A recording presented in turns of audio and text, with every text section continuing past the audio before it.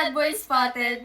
So, kadalasan sa mga babae, lalo na pag maganda, gwapo lang yung hanap. Well, eventually, we take care of ourselves. We dress well. We dress to impress. We look good to impress. And ba't kami maghahanap ng tao na hindi namin ka-level? So, if we are a standard person, we eventually want to find a person na standard person din.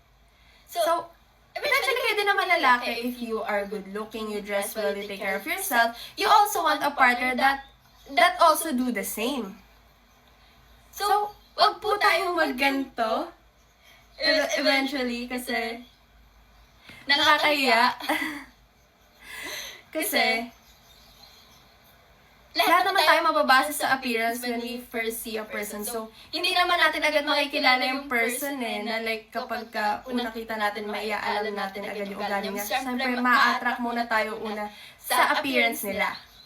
So, kadalasan talaga sa babae, mga nagkakagusto sila sa gwapo. And kadalasan sa mga lalaki, nagkakagusto sila sa maganda kasi nga, that is the first thing they see. So, yeah, that's all. Tama na kayo. Kikilig ka. So, bye!